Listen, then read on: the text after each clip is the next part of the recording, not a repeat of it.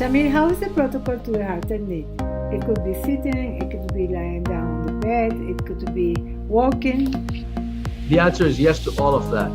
I've done workshops for people who have meditated all their lives. They've meditated for 20 years. And what I say to them is all you need to do is take the way you meditate and just add the breathing and the awareness into your heart and experience the joy and emotion, and you will see your meditation practice take off. And I had responses back a day or so later after they tried that, and these guys had profound metaphysical experiences just by adding the breathing techniques that they have. So when you ask that question, I do it, like I said, when I wake up in the morning, doing a bit of that. I also do it while driving, because what happens is this technique, my eyes open, of course. These I have to clarify that for people. These techniques allow you to maintain that active awareness. The United States military actually have used these techniques in combat situations. So really, the techniques of Heartmath are meant to be used for you in your everyday life, so that you can actually kind of engage life in a heart-centered way and really have access to the intuition whenever you need to on the fly. There are individuals who, when you're confronting them, or when they're being confronted, they freeze and they can't think. But that's because their fear response takes over. These techniques allow you to break through your fear response and actually come up with a very coherent response. So I would say, if you're asking whether you should do this for lying down, sitting, standing, I'll tell you one thing: you can do it anywhere. I advise you to do it when you're awake and you're going through life and you're washing dishes, or you're cooking, or you're driving, or you're in the shower. Do these techniques and do it for at least 15 minutes a day. Having said that, there is something amazing that happens in your body biologically when you do these techniques, especially when you start breathing and you start experiencing the joy and compassion. What happens there is that it produces an anti-aging, rejuvenating hormone called DHEA. It produces more of that DHEA, and that helps you sleep at night. It actually facilitates the triggering of melatonin when the time is right, and the melatonin is actually a hormone that actually helps facilitate metaphysical experiences, and there's some deep chemical kind of explanation for that. But all of these things are very much tied together when you experience joy and compassion. So if you're going, even before you go to bed, you want to do these techniques as you're falling asleep and you experience joy and compassion, and just kind of do this for 15 minutes before going to bed. If you do it throughout the day, you'll find yourself being able to sleep easier. So really, you can do this anywhere, integrate it into your existing meditative practices, or use this as a meditative practice as well. It's all fine. Does that help? Yes, that's wonderful. In the workshop, you were measuring some people for what? The measuring? Yeah, so there is so the Heartmath folks have come up with an incredible piece of technology, and it's an award-winning piece of technology. It measures your heartbeats, and then what it does is it plots your heart rate variability, or how your heart varies over time. Your heartbeats vary over time.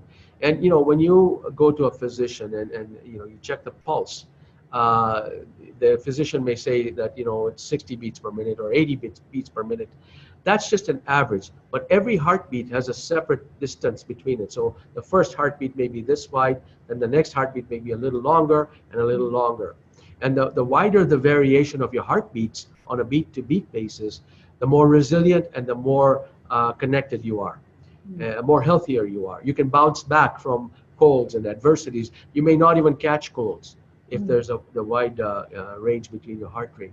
So what the measuring does is it measures, and mathematically, this is the mathematics part of Heartmath, is it actually does a numerical analysis of your heart rate variability, which looks something like this, right? It's a waveform like this. And what it does is it does a mathematical calculation, and it identifies a particular frequency of the variability that's dominant in your system. That's a resonant frequency of 0.1 hertz. That frequency, when your heart rate variability actually is at 0.1 hertz, dominant at zero point 0.1 hertz, you are actually facilitating that heart-mind connection to source and everything else. And that is really the measuring technique. The reason my clients use it, and I ask my clients to use it, is some of them don't even know that they are stressed out or they're not connected. It's because they're so used to being stressed out all the time that the body thinks that's normal, and they operate from that normal perspective. And then when you actually show them, like when we do the breathing techniques like we did, when we slow down our body, we just take slow, deep breaths and place awareness in the area of the heart. If they feel their body slowing down, that means they were running at a very high temperature, high rate, and we need to bring that down. So you can use the M-Wave unit, which you can order from Heartmath folks, or you can just do this heart-focused breathing technique where we take the slow, deep breaths and just place awareness in the area of the heart. Just those two things. And if we find ourselves slowing down, that means that we were revved up and we need to be at that state. And when we experience that state, that tells us that then we start saying, okay, this is the state I want to be. This is my normal. And then you monitor that. And if your body steps out of that normal, then you want to bring it back to that normal. Some people like to see it, to measure it, to actually see it on the graph. And you can do that. It'll tell you the same thing. It'll tell you when you get into that state of coherence, then you lock that feeling into your body and say, I now know consciously what it feels like to be in a state of coherence where I'm connected, my heart to my mind, my body is starting to heal, I'm reversing the aging process, and my blood pressure is going down if it was high, my sugar levels are coming down if it was high, those things. By just doing this technique, you can measure. For some people, they need to measure. That's why, yeah. Shamir, thank you very much. Can you tell us again where can we find you? Yes, you can find me at ignitefrominsideout.com. So ignite, IGNITE, from inside out. So it's inside and out. This is a very nice name. I love it. And do you have a final message for our audience? The only message I would give you is practice this lovely breathing technique for at least 5 to 15 minutes a day. You are going to breathe anyways, and you're going to feel emotions anyways. Our biology set us up so that this could be very easy.